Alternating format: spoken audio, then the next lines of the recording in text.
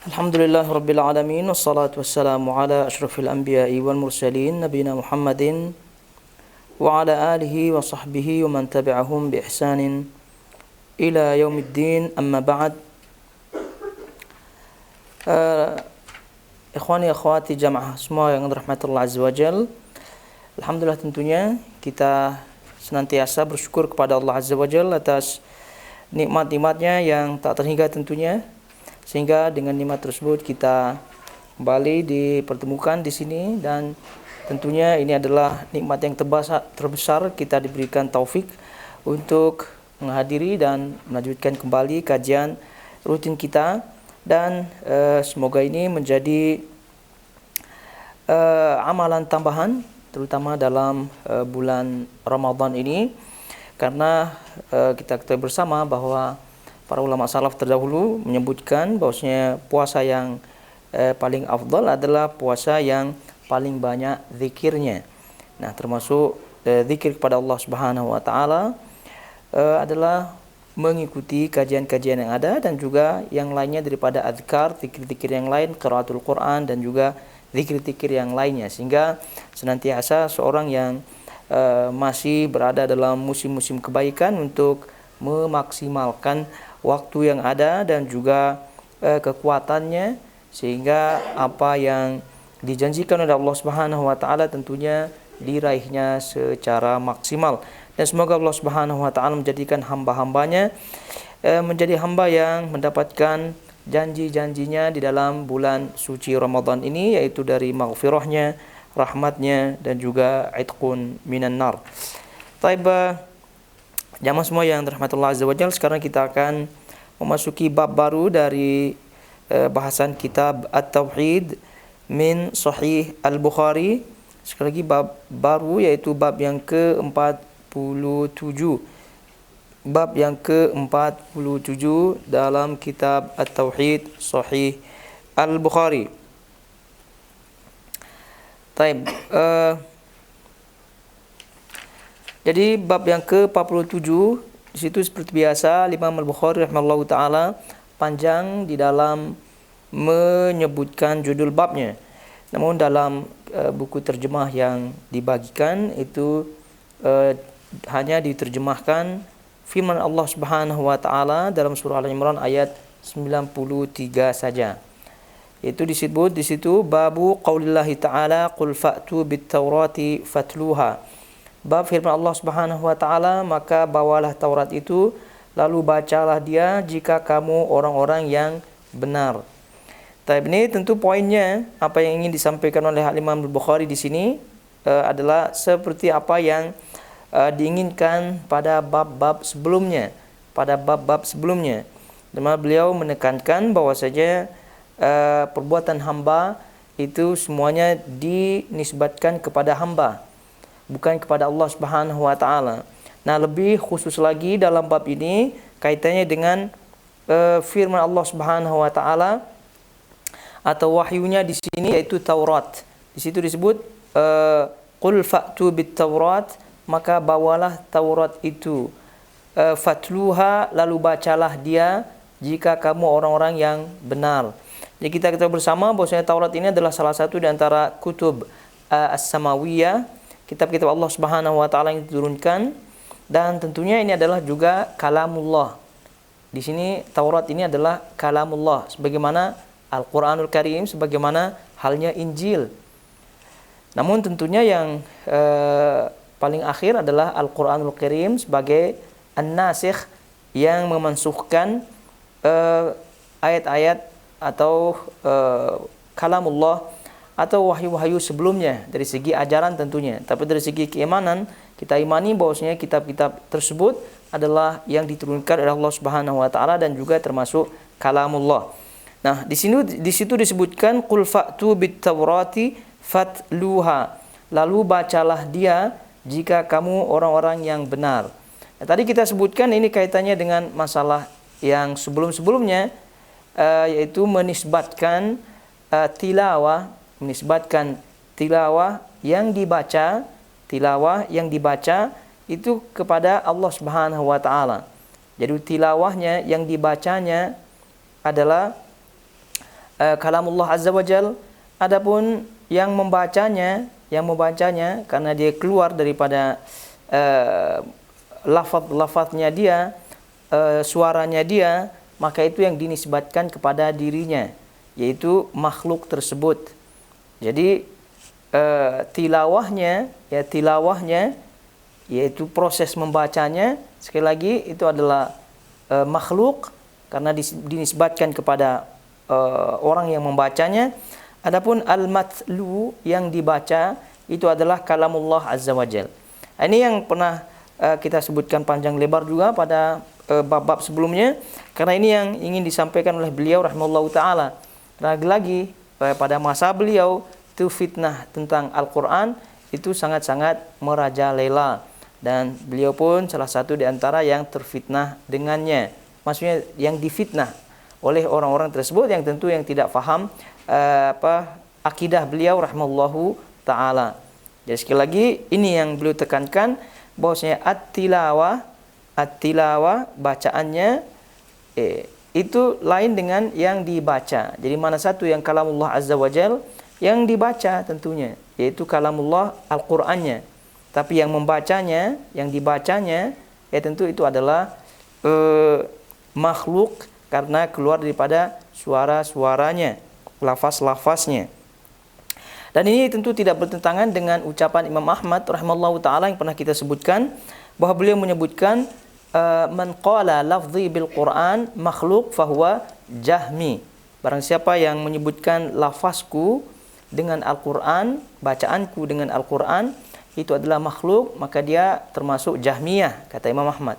Wa man qala laisa bi makhluk fahuwa mubtadi'.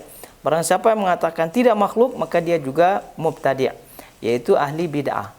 Jadi tentu apa yang disebutkan oleh Imam Ahmad ini dijawab dengan penjelasan-penjelasan sebelumnya, karena beliau tidak memutlakkan apa yang beliau sebutkan, karena beliau menyebutkan lafzi, lafazku. Jadi lafaz ini bersifat umum. Ada yang dilafazkan, ada yang melafazkan. Ada yang dilafazkan, ada yang melafazkan. Kalau yang dilafazkan ya tentu itu adalah kalamullah. Kalau yang melafazkan adalah orang yang membacanya. Jadi mana satu yang diinginkan? Kalau yang dilafazkan berarti tidak boleh disebut makhluk. Kalau yang melafazkan berarti boleh menyebutkan makhluk. Nah, itu dia. Jadi sebab itulah kata beliau lafzi bil Qur'an, man qala lafzi bil Qur'an fahuwa jahmi. Barang siapa yang menyebutkan lafazku akan Al-Qur'an adalah Jahmiyah. Ini ditengok maksudnya mana? Ditengok apakah yang dilafazkan atau yang melafazkan. Yang dilafazkan di sini yang dibaca yaitu Al-Qur'an itu sendiri, maka kalau menyebut makhluk ya itu adalah Jahmiyah. Tapi kalau yang melafazkan sekali lagi kita dengan suara-suara kita, maka itu adalah makhluk. Jadi ini hendaknya difahami supaya tidak keliru faham. Taib, kemudian kita lihat satu-satu apa yang disebutkan oleh Imam Al-Bukhari di sini, karena di situ di buku terjemahnya tidak disebut. Jadi kita lihat seperti biasa apa yang beliau sebutkan dalam judulnya. Dan dalam hadis atau dalam bab yang ke-47 ini, Imam Al-Bukhari rahimahullahu taala hanya meriwayatkan satu hadis saja di situ, dan hadisnya juga pernah dilalui pada bab-bab sebelumnya. Taib, kita lihat satu persatu apa kata beliau rahimahullahu taala di sini. Jadi kita ulangi, babu qaulillahi ta'ala qul fa'tu bit-taurati fatluha. Maka bawalah Taurat itu lalu bacalah dia jika kamu orang-orang yang benar. Kemudian kata beliau rahimahullahu taala Imam Al-Bukhari, wa qaulin Nabi sallallahu alaihi wasallam, dan sabda Nabi alaihi salatu wasallam, u'tiya ahlut Taurat at-Taurat fa'amilu biha. U'tiya ahlut Taurat diberikan kepadanya at-Taurat fa'amilu biha, lalu mereka mengamalkannya. Ahlut Taurat itu orang-orang yang diberikan kepadanya Taurat dari umat-umat sebelumnya. Jadi diberikan di sini maksudnya diturunkan kepadanya at-Taurat, lalu mereka mengamalkannya. Wa u'tiya ahlul Injil al-Injil fa'amilu bihi. Lalu kemudian diberikannya ahlul Injil diberikan ahlul Injil Injil, lalu mereka pun mengamalkannya. Nah, jadi wa u'tiya ahlul injil, al-injil, ahli Injil itu orang-orang yang diberikan kepada Injil, ya tentu umat sebelum kita, yaitu orang-orang Kristen, orang-orang Nasrani, umat daripada Nabi Isa alaihi salatu wassalam, itu yang disebut ahlul Injil. Diberikan kepada mereka, diturunkan kepada mereka al-Injil, fa'amilu bihi, lalu mereka mengamalkannya. Kemudian wa u'titumul al-Qur'an fa'amiltum bihi. Lalu kalian diberikan Al-Quran, yaitu diturunkan kepada kalian Al-Quran, fa'amiltum bihi, kemudian kalian mengamalkannya. Nah, ini apa yang diriwayatkan oleh beliau rahimahullahu taala dari sahabat Ibnu Umar radhiyallahu taala anhu. Jadi itu kemudian selanjutnya kata beliau wa qala Abu Razin yatlunahu yattabi'unahu wa ya'maluna bihi haqqa amalih yuqalu yutla yuqra. Jadi Abu Razin mengatakan yatlunahu yaitu mereka membacanya, ya mereka membacanya. Ini dalam firman Allah Subhanahu wa taala yatlunahu haqqa tilawatih. Dalam surah Al-Baqarah itu yatlunahu haqqa tilawatih. Mereka membacanya dengan sebenar-benar bacaan. Apa yang dimaksud dengan bacaan? Membaca Al-Quran, membaca kitabullah. Apa maksudnya? Kata Abu Razin, yattabi'unahu, yaitu mengikuti apa yang isi dalam Al-Quran tersebut. Wa ya'maluna bihi haqqa amalih, dan mereka mengamalkan ajarannya sebenar-benar ajaran, dengan sebenar-benar ajaran. Yuqalu yutla yuqra, disebutkan yutla maknanya yuqra. Ini apa sinonim ya, persamaan katanya. Tilawah dengan qiraah kan sama maknanya. Jadi tilawah sama dengan qiraah. Kemudian kata beliau husnul tilawati husnul qiraati lil Quran. Jadi husnul tilawah, baiknya tilawah, baiknya bacaan adalah baiknya bacaan lil Quran, untuk Al-Quran. Jadi ketika membaca Al-Quran, tajwid dan seterusnya. Tapi ini tentu potongan-potongan ini kadang-kadang susah untuk nyambung pemahamannya, apalagi tidak melihat kitabnya. Namun ya diikuti-ikuti saja, karena insya Allah ada jauh atau dekat itu ada kaitannya. Taib. Jadi kemudian kata beliau la yamassuhu, ini beliau menafsirkan firman Allah Subhanahu wa taala yang masyhur la yamassuhu illal mutahharun. Itu tidak tidak boleh menyentuhnya ya illal mutahharun, kecuali yang al-mutahharun yang telah disucikan. Ini masyhur di kalangan fuqaha, kaitannya dengan ayat ini sebagai dalil bagi mereka yang berpendapat tidak boleh menyentuh Al-Quran kecuali setelah taharah, setelah bersuci. Ada juga yang menyatakan tidak demikian maknanya. Tidak demikian artinya boleh menyentuh Al-Quran tanpa at-taharah dari ayat ini, karena mereka khilaf, berbeda pandangan di sini kaitannya dengan dhamir atau kata ganti dalam ayat ini. Apakah kembali kepada Al-Quran itu sendiri, ataukah kembali kepada yang di Lauhil Mahfuz yang dahulu? Ya, kalau yang di Lauhil Mahfuz maka tentu tidak berkait dengan taharah. Tapi kalau kembali kepada Al-Quran maka itu mewajibkan taharah. Tapi ala kulal itu kita ketepikan khilaf yang demikian. Namun yang aula tentunya, yang selamat adalah senantiasa seseorang itu bersuci, berwudu terlebih dahulu sebelum menyentuh membaca mushaf. Itu tentu lebih aman. Kalau bermalas-malasan untuk tidak taharah dan seterusnya, ya sudah, ambil handphone saja lalu kemudian buka handphonenya. Nah, ini yang kita bicarakan khilafnya adalah mushaf atau lembaran-lembaran yang ada di dalam Al-Qur'anul Karim. Baik, kita lihat baca kembali la yamassuhu. Ya, jadi la yamassuhu tidaklah menyentuhnya. Maksudnya apa di sini? La yajidu ta'muhu wa naf'uhu illa man amana bil Qur'an wa la yahmiluhu bihaqqihi illa al-muqinu liqaulihi ta'ala. Jadi la yamassuhu tidak menyentuhnya, maksudnya di sini la yajid ta'muhu, jadi tidak akan mendapatkan ta'muhu, rasanya, wa naf'uhu, dan manfaatnya, illa kecuali mereka yang beriman dengan Al-Qur'an. Kecuali mereka yang beriman dengan Al-Qur'an. Jadi ini salah satu di antara tafsirannya, salah satu di antara tafsiran, dan tentunya ini tafsiran terlepas daripada hukum fikihnya. Jadi ini tentu tafsiran untuk kita tadabbur. Bahwasanya la yamassuhu, tidak menyentuhnya, maksudnya itu tidak akan mendapatkan rasa manisnya, tentunya manfaatnya, kecuali mereka yang beriman dengan Al-Qur'an.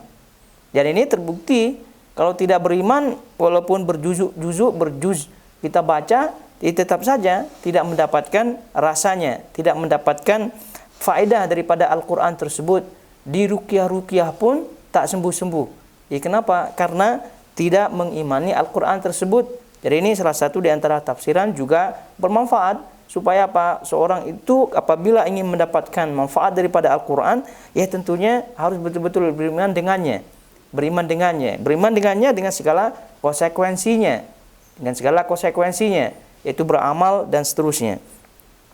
Kemudian wala yahmiluhu bihaqqihi illal muqinu liqaulihi. Dan tidaklah ada yang benar-benar membawanya, mengamalkannya, kecuali orang-orang yang yakin dengannya. Yaitu maksudnya seperti tadi juga, tidak akan mendapatkan manfaat, tidak akan merasakan manisnya kecuali orang yang beriman. Dan juga tidak akan mampu membawa Al-Quran tersebut, ya, mengamalkan sebenar-benarnya, kecuali orang yang yakin dengannya. Dan ini betul juga, tapi dengan adanya fitnah-fitnah yang dahsyat di tengah masyarakat atau di tengah lingkungan, mengamalkan Al-Quran, ya, kita mengamalkan Al-Quran maksudnya di sini juga mengamalkan sunnah Nabi SAW. Lalu kemudian dengan ujian-ujian yang ada, terus keyakinan kurang, ya mustahil orang itu akan tegak dalam amalannya. Sebab itu kata beliau tidak mungkin akan mengamalkannya, membawa Al-Quran itu kecuali orang-orang yang yakin dengannya, Sebab itu dengan keyakinan, dengan keimanan, maka kita akan tegak dalam kebenaran, istiqamah. Kemudian kata beliau liqaulihi ta'ala, berdasarkan firman Allah Subhanahu wa taala, mathalul ladzina hummilut taurat tsumma lam yahmiluha, sampai akhir ayatnya. Ini dalam surah Al-Jumu'ah ayat 5. Jadi mathalul ladzina hummilut taurat, perumpamaan orang-orang yang memikul at-Taurat, artinya yang diberikan kepadanya at-Taurat. Tsumma lam yahmiluha, kemudian mereka tidak membawanya, tidak mengamalkannya. Kama thalil himar yahmilu asfara, seperti halnya himar, keledai yang letak padanya barang-barang di atas punggungnya, beban-beban di atas punggungnya. Kemudian bi'sa mathalul qaumil ladzina kadzdzabu biayatillah, betapa buruknya permisalan suatu kaum, ya, bi'sa mathalul qaumil ladzina kadzdzabu biayatillah, betapa buruknya kaum yang kadzdzabu biayatillah, berdusta dengan ayat-ayat Allah Subhanahu wa taala. Wallahu la yahdil qaumadz zalimin, dan Allah Subhanahu wa taala tentunya tidak memberikan hidayah kepada orang-orang yang zalim. Jadi ayat ini kaitannya dengan ucapan yang tadi, bahwasanya tidak akan mengamalkan Al-Quran, tidak akan mampu membawa Al-Quran dengan sebenarnya kecuali orang yang yakin dengannya. Ya, contohnya orang-orang Yahudi itu tidak mampu membawa At-Taurat. Kenapa? Karena mereka tidak meyakininya dan bahkan mendustainya. Ya, ibaratnya seperti ibarat umpama keledai yang dipikulkan atau ditaruh di atasnya beban-beban. Yang mana mereka ya tentu tidak keledai tersebut tidak tahu apa yang dipikulnya, atau bahkan kalau sudah berat-berat sekali dia pun akan membuangnya. Jadi itu ibaratnya. Oleh karena itu apa yang disebutkan beliau rahimahullahu taala itu juga nyambung dalam bab ini. Kemudian kata beliau rahimahullahu taala, wasamman Nabi sallallahu alaihi wasallam al-Islam wal iman amalan. Dan Nabi alaihi salatu wasallam menamakan al-Islam dan juga menamakan iman itu sebagai amal. Sebagai amal. Jadi kalau kita melihat di sini, Islam amal yang zahir, kemudian iman amal yang batin. Ya, semuanya ini berbentuk amalan. Berbentuk amalan. Dan kaitannya dengan iman, ya tentu iman itu ada yang amal yang batin, diyakini, lalu kemudian diamalkan dengan amal yang zahir. Kemudian qala Abu Hurairah, qala Nabi sallallahu alaihi wasallam li Bilal. Abu Hurairah mengatakan bahwa Nabi sallallahu alaihi wasallam pernah bersabda kepada Bilal, "Akhbirni bi arja amalin amiltahu fil Islam." Rasulullah SAW bertanya kepada Bilal, beritahukan kepadaku amalan apa yang paling kamu harapkan, yang paling kamu utamakan, yang paling kamu andalkan, ya, yang kamu paling merasa paling diterima di sisi Allah Subhanahu wa taala, yang pernah kamu amalkan di dalam Islam. Ini soalan Nabi SAW. Beritahukan kepadaku suatu amal yang paling kamu anggap paling diterima oleh Allah Subhanahu wa taala, yang pernah kamu amalkan di dalam Islam. Kemudian qala ma amiltu amalan arja indi anni lam atatahhar illa sallaitu. Bilal menjawab kepada Nabi SAW, aku merasa tidak pernah mengamalkan suatu amalan yang paling aku harapkan, yang paling aku rasa paling diterima oleh Allah Subhanahu wa taala, kecuali amalan, yaitu aku tidak pernah bersuci, yaitu berwudu, kecuali setelahnya aku sholat. Jadi itu saja. Jadi Bilal radhiyallahu ta'ala, dan ini hadis masyhur yang pernah kita dengar, keutamaan berwudu tentunya. Jadi beliau rahimahullahu ta'ala ditanya, dan beliau menjawab, aku merasa tidak pernah ada amalan-amalan yang kira-kiranya itu lebih diterima oleh Allah Subhanahu wa taala, kecuali ya aku tidak pernah bersuci, itu berwudu, kecuali setelahnya aku sholat. Maksudnya setiap kali setelah selesai sholat, setelah selesai berwudu, jadi beliau tidak pernah melupakan sholat. Nah, ini juga kaitannya dengan amalan yang dinisbatkan kepada Bilal. Ini kalau kita merujuk kepada bahasan.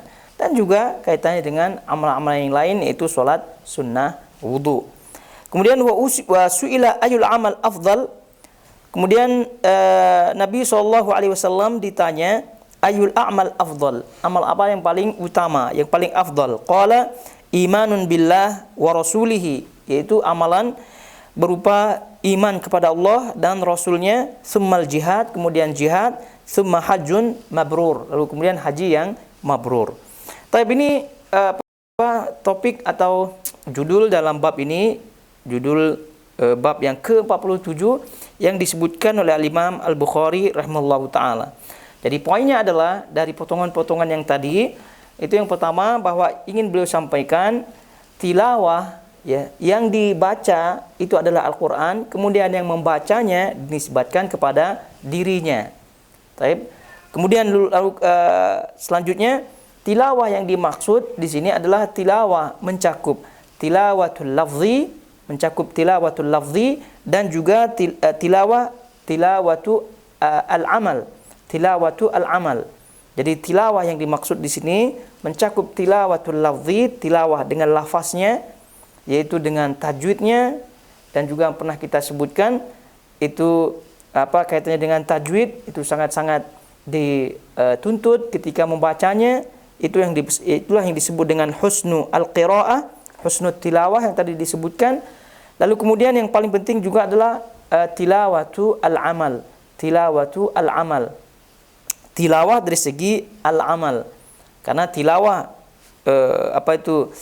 juga tidak tadi kita baca tafsiran daripada Abu Razin, yaitu tilawah maknanya adalah yattabi'unahu wa ya'maluna bihi haqqa amalih. Mereka mengikuti Al-Quran, juga mengamalkannya dengan sebenar-benar amalan. Maka dari sisi ini, dari tafsiran ini, disebutkan oleh para ulama, tilawah bermakna tilawatu al-amal.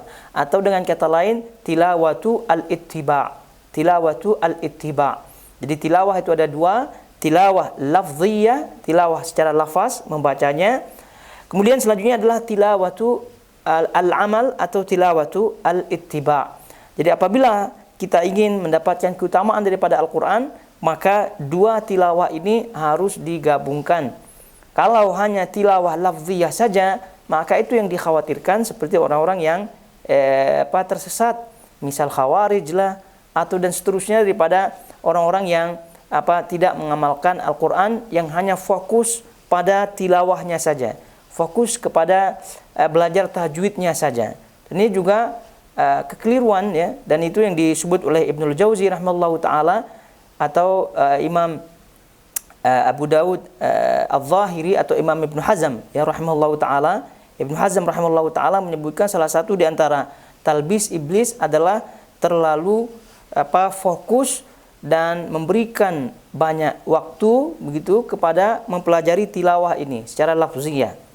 Artinya membaca atau mempelajari tajwid itu dianjurkan, ya, dan bahkan disebutkan sebagai hukumnya fardu kifayah. Nah, membaca dengan tajwid itu hukumnya fardu ain. Fardu ain, membacanya itu harus dengan tajwid. Nah, tapi mempelajarinya itu fardu kifayah. Tapi pada poinnya mempelajari tajwid itu sangat-sangat dianjurkan. Namun berlebihan itu yang menjadi talbis iblis, kata Ibnu Hazm rahimahullahu taala. Kenapa demikian? Karena habis waktunya, habis masanya dengan mempelajari bacaan Al-Fatihah. Setahun dia pelajari Al-Fatihah. Tak betul-betul huruf ro-nya lah, huruf ainnya lah, huruf huruf yang lain-lain lah daripada huruf-huruf, tak betul-betul. Ini wallahu alam mana satu yang betul, wallah, bukan kita mengecilkan, meremehkan daripada tajwid tersebut, tapi ya kalau sudah mengarah kepada tidak salah besar, ya sudahlah begitu, pelajari yang lain. Kalau ada masa, kalau ada waktu, ya silahkan disambung lagi tajwidnya. Tapi kalau itu terus begitu bertahun-tahun itu terus dipelajari, hukum-hukum yang lain tidak dipelajari, tauhid tidak dipelajari, akidahnya malas dipelajari dan seterusnya. Nah, lalu kemudian hasilnya juga sebagian hasilnya ketika merasa bacaannya sudah bagus, itu dilihat yang lain-lain itu itu semua bacaannya tak bagus semua. Begitu. Jadi itu yang dari sisi itu masuknya talbis iblis seperti yang disebut oleh Ibnu Hazm rahimahullahu taala. Juga jangan sampai dari sisi yang lain sangat meremehkan. Ada juga yang lain yang meremehkan, langsung tak mau belajar, langsung tak mau menyisihkan waktunya. Itu juga bagian daripada talbis iblis juga. Jadi kayak itu harus tengah-tengah saja. Yakni kita belajar, kita punya tajwid, ya tapi ya sudahlah. Kalau sudah tak mampu lagi, ini lidah udah macam besi lah, begitu ya. Lalu kemudian tidak sampai ke derajat salah besar, ya udah bismillah sajalah. Nah, gitu. Nanti pelan-pelan dengan latihan-latihan, insya Allah Allah akan bantu untuk merubahnya. Ya, taib. Jadi sekali lagi itu jadi tilawah adalah tilawah lafziyah, kemudian tilawah itu al-amal. Lalu kemudian tadi kita sebutkan la yamassuhu illal mutahharun, tadi tidak menyentuhnya kecuali orang yang disucikan di situ. Jadi poinnya yang kita ambil adalah untuk mendapatkan sentuh yang di situ, sentuhan yang dimaksud salah satu tafsirannya adalah mendapatkan rasanya, mendapatkan manfaatnya. Ya, untuk mendapatkan itu semua harus dengan iman dengan Al-Qur'an tersebut, iman dengan Al-Qur'an tersebut. Dan juga untuk tegar di atasnya, mengamalkannya, itu hendaknya yakin dengan Al-Qur'an tersebut, sehingga kita tidak termasuk ke dalam orang-orang Yahudi yang diberikan Al-Qur'an, diberikan Taurat, diberikan kitab, namun malah didustakannya. Nah, jadi sebagaimana halnya yang diterangkan oleh para ulama, la yamassuhu illa al-mutahharun, Jadi al-mutahharun maknanya di situ ada yang menyebutkan malaikat-malaikat, ada yang juga sebagian menyebutkan al-mutahharun maknanya orang yang dibersihkan dari kesyirikan, orang yang diberikan disucikan atau membersihkan diri daripada kesyirikan. Ini kalau kita nyambung daripada makna la yamassuhu, yaitu tidak menyentuhnya, tadi maksudnya sentuhan yang dimaksud, salah satu tafsirannya tadi kita sebutkan adalah merasakan manisnya atau rasanya dan juga manfaatnya. Tadi disebutkan illa man amana bil Quran, kecuali orang yang beriman dengan Al-Quran. Mereka lah yang akan mendapatkan rasa dan manfaatnya. Begitu juga illal mutahharun, bagi mereka yang mensucikan dirinya daripada kesyirikan. Mensucikan dirinya daripada kesyirikan. Dan lebih jauh lagi para ulama menyebutkan hadis Nabi SAW kaitannya dengan sabda beliau, la yadkhulu al malaikata al baita fihi kalbun, atau kama qala Nabi SAW. Jadi malaikat tidak akan masuk, ya, malaikat tidak akan masuk ke dalam rumah yang ada di dalamnya kalbun. Yang tidak ada di dalam yang ada dalam rumahnya kalbun. Nah, ini malaikat tidak masuk ke dalam rumah yang ada di dalamnya kalbun. Nah, tadi kalau kita melihat tafsirannya la yamassu illal mutahharun, tidak menyentuhnya kecuali orang yang disucikan, ada tafsirannya malaikat, ada yang tafsirannya yang suci daripada kesyirikan. Ya, dua-duanya masuk karena sudah pasti malaikat juga sudah pasti tidak berbuat syirik pada Allah Subhanahu wa taala. Nah, poinnya kalau malaikat tidak masuk ke dalam rumah yang ada di dalamnya kalbun, ya, yang ada di dalamnya kalbun, maka tentu apa yang dibawa oleh malaikat, apa yang dirasakan oleh malaikat yang tadi la yamassu illal mutahharun sudah pasti tidak masuk juga. Dalam hal ini Al-Qur'an. Dalam hal ini Al-Qur'an pun sudah pasti tidak masuk juga di dalam rumah tersebut. Itu maksudnya. Jadi kalau malaikat yang tadi yang disebutkan itu mereka al-mutahharun, ya, yang mana mereka itu mendapatkan tadi rasa faedah daripada Al-Qur'an, la yamassu illal mutahharun, maka ketika mereka tidak masuk ke dalam satu rumah, maka apa yang mereka bawa, apa yang mereka imani dan seterusnya pun tak masuk juga di dalam rumah. Nah, itu juga harus dihati-hati. Ya, tadi apa saja pantangan-pantangannya itu hendaknya betul-betul dijaga, karena dikhawatirkan apabila itu tidak masuk ke dalam rumah seseorang, ya, maka tentu rumahnya mustahil akan menjadi baiti jannati, mustahil. Ya, kalaupun ada kebahagiaan, ya tentu kebahagiaan yang semu istilahnya, sementara saja karena bersifat duniawi. Taib. Kemudian tadi dah kita sebutkan Nabi SAW itu menamakan Islam dan iman adalah amalan. Dan ini tadi kita sebutkan dinisbatkan kepada yang melakukannya Islam, gerakan-gerakan zahirnya, dan juga al-iman, gerakan batin, dan juga konsekuensinya daripada yang zahir, konsekuensinya dari segi zahir. Kita imani Allah Subhanahu wa taala, kita imani adanya malaikat, kita imani adanya rasul, kita imani adanya qada dan qadar Allah Subhanahu wa taala. Nah, iman itu konsekuensinya apa dalam zahir, itu juga bagian daripada amalan. Kemudian soalan Nabi SAW, pertanyaan beliau kepada Abu Hurairah radhiyallahu ta'ala anhu, di mana di situ hendaknya seseorang dalam beramal itu mengamalkan amalan yang selalu kontinu, yaitu istiqomah, walaupun kecil, walaupun sedikit. Dan itu yang disebutkan Nabi SAW, yang paling dicintai oleh Allah Subhanahu wa taala adalah adwa muha wa in qallat, yaitu amalan yang paling istiqomah walaupun sedikit.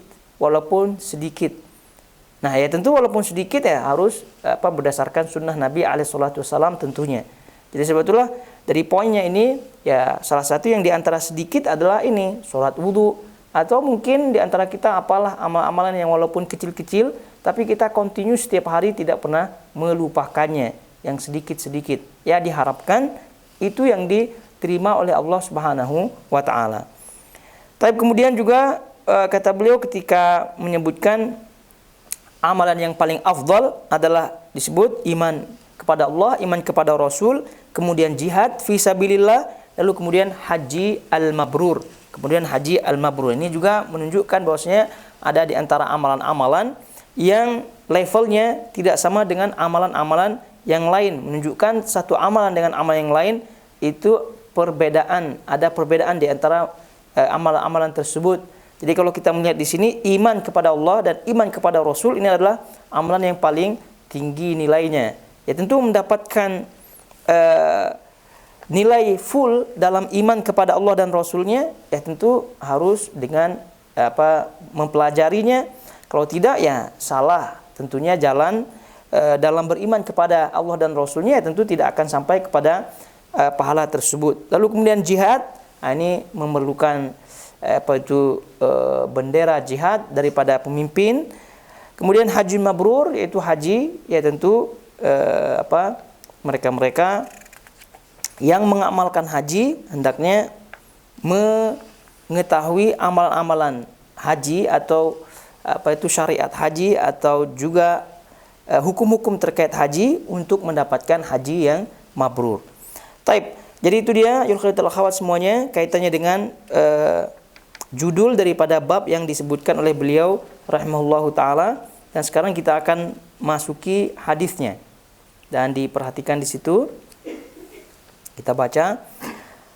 Wa qala haddatsana Abdan qala akhbarana Abdullah qala akhbarana Yunus 'an az-Zuhri qala akhbarani Salim 'an Ibn Umar radhiyallahu anhuma anna Rasulullah sallallahu alaihi wasallam qala innama baqa'ukum fi man salaf min al-umam kama baina salatil 'asri ila ghurubish syamsi utiya ahlut taurat at-taurat fa'amilu biha hatta intasafa an-nahar ثم عجزوا فأعطوا قراطا ثم أوتي أهل الإنجيل فعملوا به حتى صليت العصر ثم عجزوا فأعطوا قراطا ثم أوتيتم القرآن فعملتم به حتى غربت الشمس فأعطيتم قراطين فقال أهل الكتاب هؤلاء أقل منا عملا وأكثر أجرا قال الله هل ظلمتكم من حقكم شيئا قالوا لا قال فهو فضلي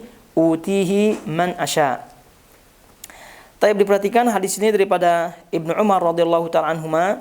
Rasulullah SAW bersabda, keberadaan kalian di antara umat-umat terdahulu seperti permisalan antara salat asar hingga matahari terbenam. Jadi ini hadis pernah kita lalui dalam bab-bab sebelumnya. Yang ini Nabi SAW mengumpamakan perbedaan antara umat beliau, umat Islam, dengan umat-umat sebelumnya. Dari sisi umur, dari sisi waktunya, kemudian dari sisi keutamaannya. Jadi itu poinnya, di dua sisi tadi.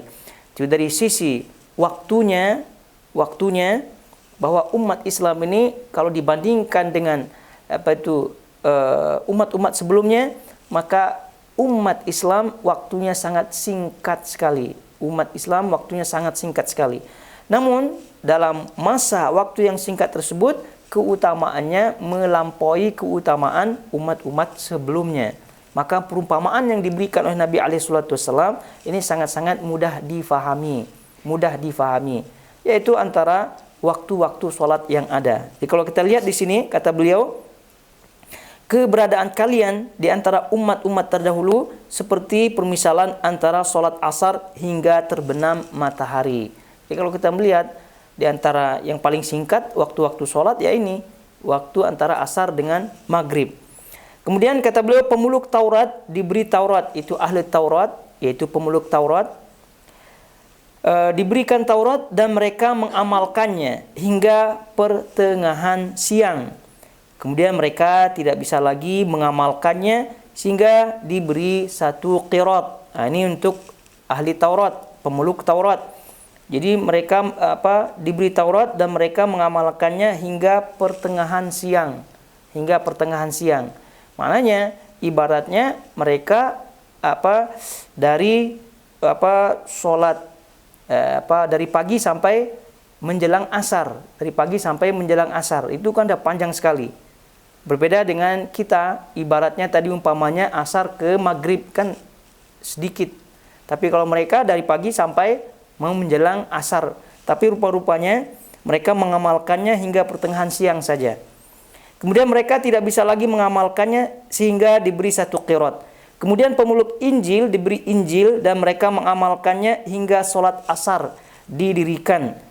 Lantas kemudian mereka tidak bisa lagi mengamalkannya dan mereka diberi satu qirat. Jadi perhatikan, bahwasanya kita hanya asar ke maghrib saja. Tapi kalau mereka dari pagi sampai asar. Namun lagi-lagi mereka tidak mengamalkan full, penuh. Jadi mereka hanya mengamalkan setengah saja. Jadi mereka diberikan satu qirat.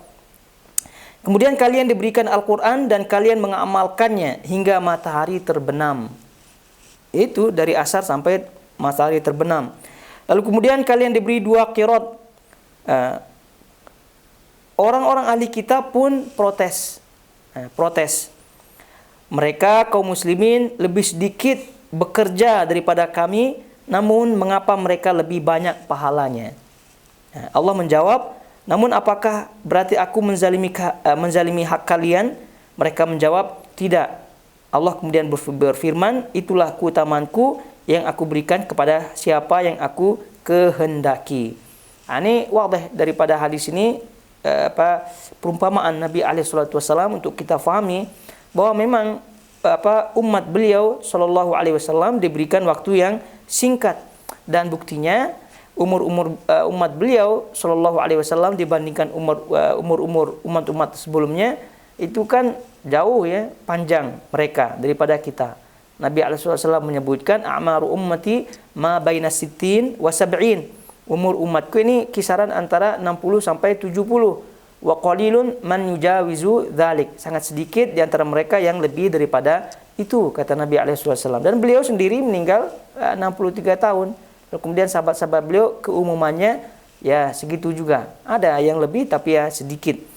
Nah, itu kemudian adapun apa yang disebut oleh Yahudi yang memprotes ya, kenapa mereka mendapatkan keutamaan? Ya setelah dicek-cek ya memang wajar. Kenapa? Karena pertama sudah banyak waktu yang diberikan, tapi masalahnya amalannya sedikit, ya setengah amalnya. Nah, lalu ketika ditanya oleh Allah Subhanahu wa taala, apakah aku menzalimi kalian? Ya sudah pasti mereka akan jujur di hadapan Allah Subhanahu wa taala. Sudah pasti mereka mengatakan tidak, karena memang faktanya demikian. Nah, lalu kemudian Allah Subhanahu wa taala mengatakan, itulah keutamaanku yang aku berikan kepada siapa yang aku kehendaki. Dan ini pernah dibahas panjang lebar di bab kaitannya dengan al-masyiah, ya, kaitannya dengan kehendak Allah Subhanahu wa taala dan keinginan Allah Subhanahu wa taala. Jadi itu semua berdasarkan kehendak Allah Subhanahu wa taala, namun tentu diikuti dengan amalan-amalan hamba tersebut. Karena kehendak Allah Subhanahu wa taala itu merupakan hak yang tak boleh diketahui oleh seseorang kepada makhluknya, namun kehendak manusia adalah merupakan makhluknya yang itu diketahui oleh manusia atau makhluknya. Lalu kemudian kalau kehendak makhluk tersebut bersesuaian dengan kehendak Allah Subhanahu wa taala, maka jadilah dia. Nah, dalam hal ini kehendak Allah Subhanahu wa taala kepada umat Islam secara umum adalah mengutamakan mereka daripada umat-umat sebelumnya. Nah, lalu kemudian kehendak itu pun terjadi di dalam fakta-fakta yang ada, lalu kemudian tidak boleh atau tidak bisa lagi ditolak oleh orang-orang ahli Yahudi dan juga An-Nasara, dalam hal ini orang-orang pengikut Nabi Isa alaihi salatu wassalam. Taib ayul khawat al-akhawat jamaah semua yang dirahmati Allah Azza wa Jal, itu dia bab yang ke-47, dan poin yang kita dapatkan itu hendaknya meyakini apa yang diyakini oleh ulama-ulama salaf dalam hal ini kaitannya dengan kalamullah Azza wa Jal. Lalu kemudian dari keterangan yang tadi kita sebutkan, keterangan singkat, hendaknya betul-betul ketika berhadapan dengan Al-Quran kalamullah itu kita sempurnakan dua tilawah yang tadi, tilawatu al-lafzi dan juga tilawatu al-amal atau tilawatu al-ittiba'. Terutama dalam Ramadan sekarang ini adalah kesempatan yang luar biasa yang diberikan oleh Allah Subhanahu wa taala. Lalu kemudian apabila kita menyanyiakan waktu tersebut,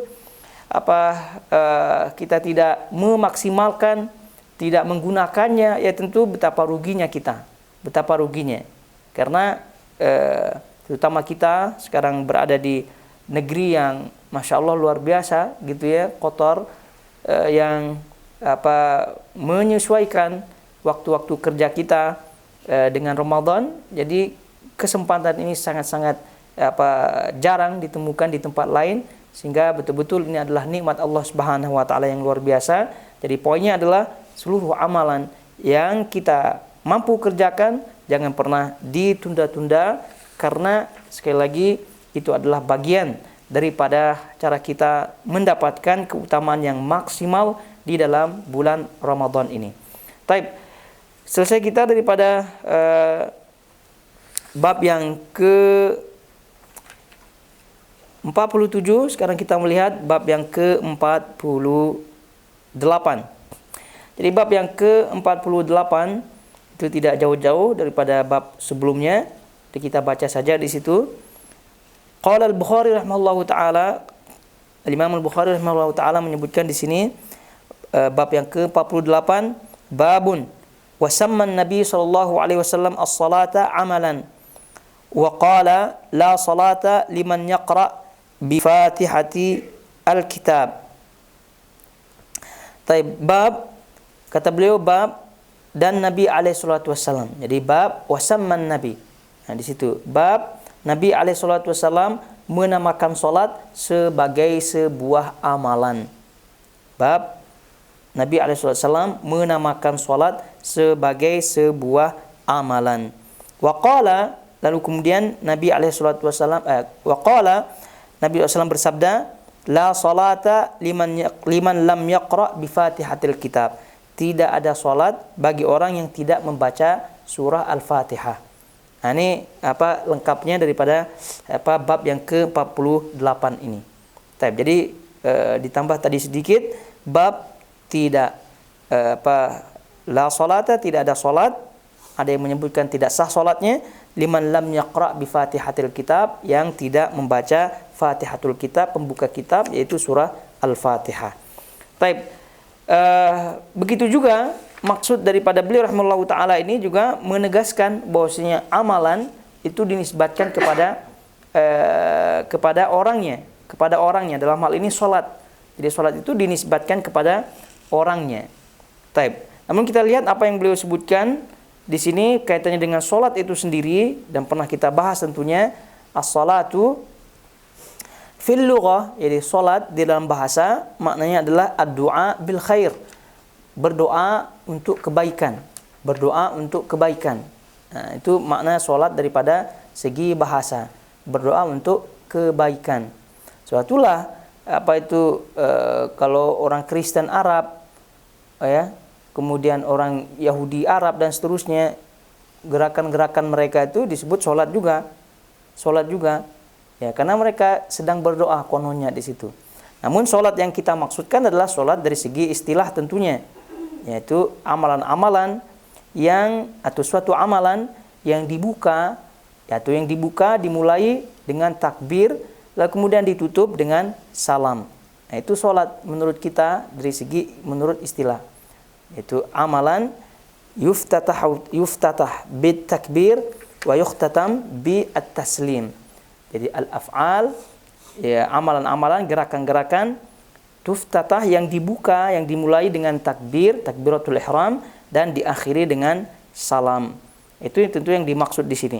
Adapun kaitannya dengan keutamaan-keutamaan salat itu ya sangat-sangat kita sering mendengarnya, dan juga bab-babnya, bahasanya juga banyak. Namun poinnya di situ adalah Imam Bukhari rahimahullahu taala menyebutkan wasamman Nabi alaihi salatu wassalam as-salata amalan. Jadi salat itu dinamakan oleh Nabi alaihi salatu wassalam sebagai amalan, yaitu gerakan-gerakan di situ adalah amalan yang lagi-lagi dinisbatkan kepada orang yang melakukannya, dan itu adalah makhluk tentunya. Adapun kaitannya dengan surah Al-Fatihah, ya tentu ini adalah rukun daripada rukun-rukun salat. Apabila tidak membacanya, ya tentu tidak ada salatnya. Atau bahkan misal Fatihahnya salah-salah dari segi maknanya, itu pun kata para ulama tidak memenuhi syarat, dalam hal ini syarat sah membaca surah Al-Fatihah. Sebetulnya tadi kaitannya dengan tajwid, maka paling tidak qiraah atau bacaan daripada surah Al-Fatihahnya itu hendaknya difokuskan atau dipelajari dari sisi makharijul hurufnya.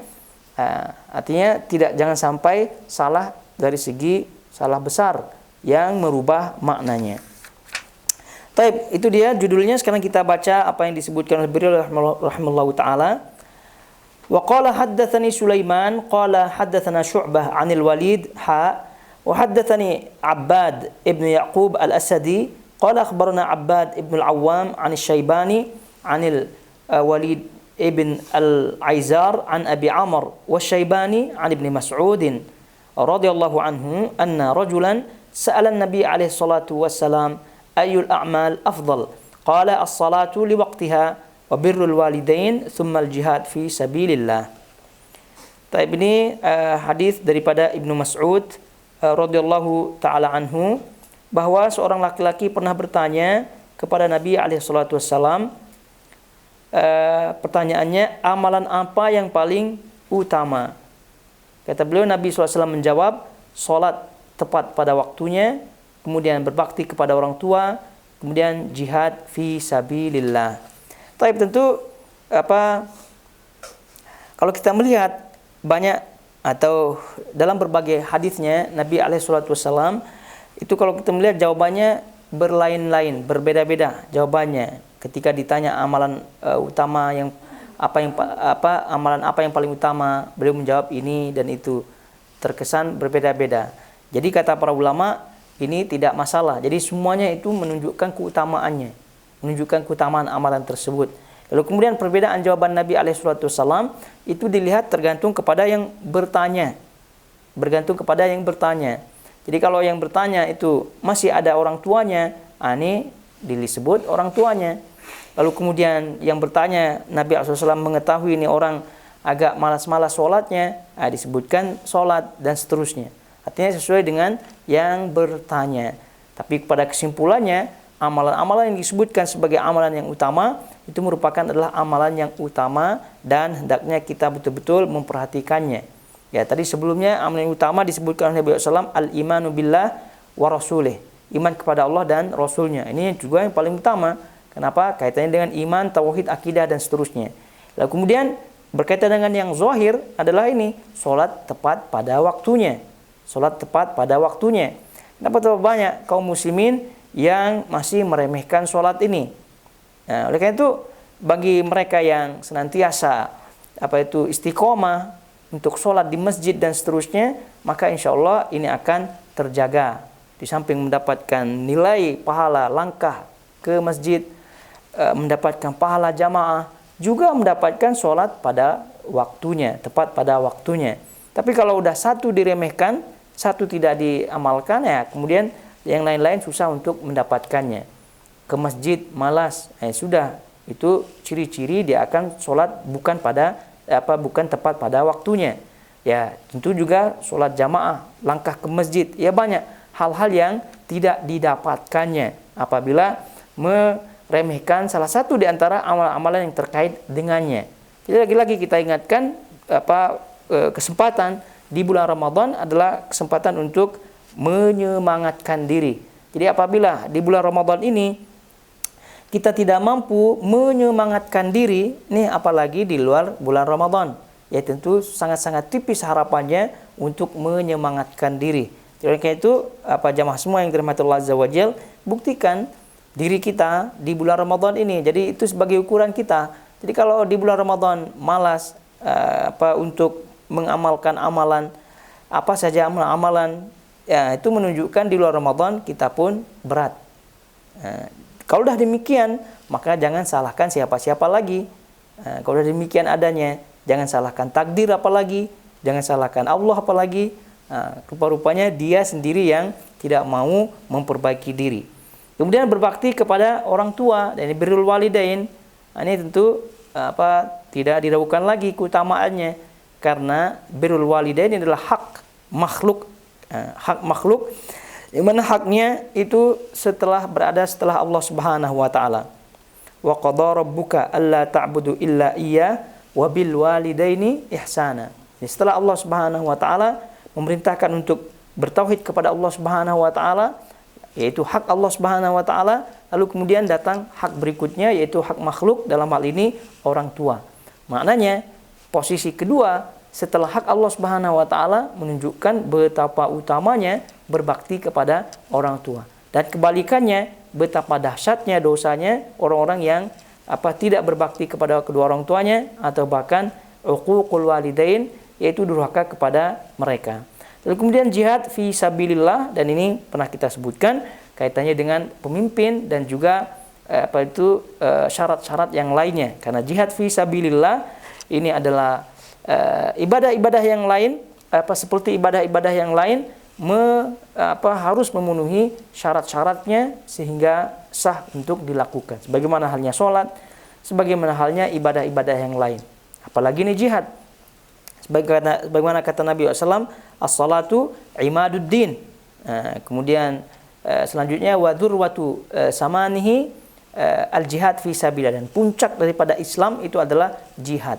Jadi kalau tiangnya yaitu sholat itu kita perhatikan betul-betul, kita punya pakaian, kita punya syarat-syarat, udah wudu apa tidak, sudah suci apa tidak, apalagi jihad fi sabilillah, ya tentu harus kita cek nih bendera siapa nih kita ikuti, gitu kan, siapa yang kita baiat kepadanya, ini syaratnya sudah cukup apa tidak. Ini masalahnya kebalik. Kalau sholat detailnya minta ampun, begitu kan?